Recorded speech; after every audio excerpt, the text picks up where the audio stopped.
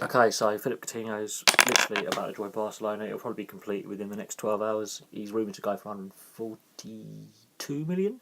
So anywhere between 140 and 145 million is close to the mark if you add on all the admin fees and his agents getting stupid amounts of money. Here's my view. It makes Liverpool weaker. It does. Their transfer policy boggles me. So that's something that needs to be investigated. So Liverpool's transfer policy is a mess. They've lost their best player. If he does go, massive hole in their attacking half of the pitch in their midfield and their link play. What else? He's gone for too much money as well. There's no way he's worth 142 million. Not even close. What else is there? Barcelona. I don't know where he fits in the team because Messi plays in exactly the same position, so it does not work. He doesn't get into the first team. I do not understand this move unless Messi is on the way out. Unless Messi is on the way out, I cannot see him fitting into the way the Barcelona side play. Firstly. Secondly, will he get as much game time? No.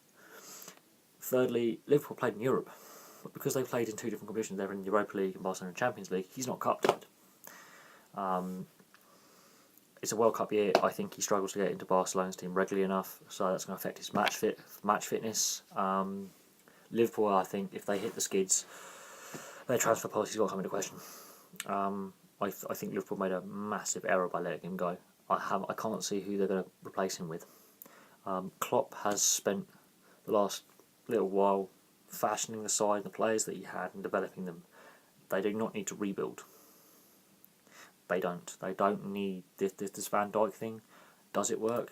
Was he overvalued? Yes. Has he barely played for Southampton? Yes. So Van Dijk, it's a big risk of 75 million. I don't think that was right either. Made a video on that.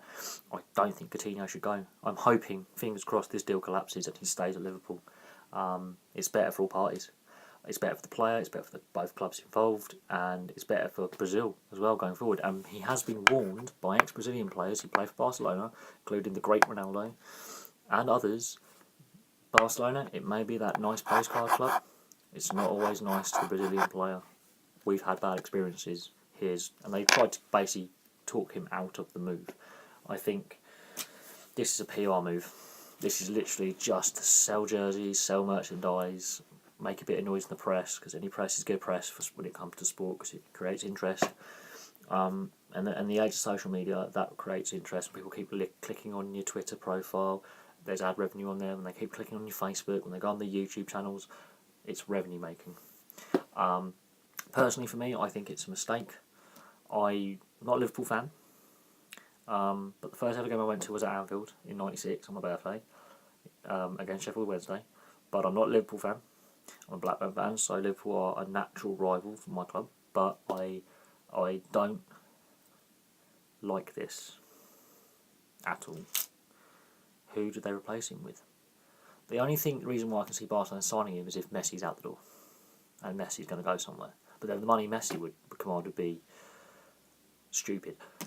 So anyway, that's my view on it. The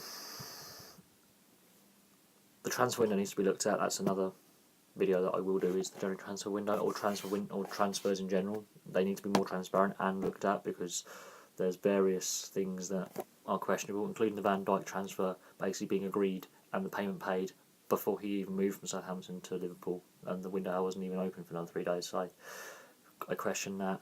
The value of the overinflated value of players, because the FA claims that ticket prices have gone down and they've stayed stable. In real terms, they've gone up because wages aren't rising as fast as inflation. There's been no real wage rise here since 2011 for some companies and some employers. So yeah, how football's got this money, when this bubble fails, it's going to have catastrophic consequences for more than just football sports, because the agents represent many sports stars. It's not just football players they represent. There's going to be catastrophic consequences that are knock-on effects in local communities and clubs up and down the land and around the world. Anyway, that's my views on it. Thank you very much for watching. I'll have some more videos for you soon.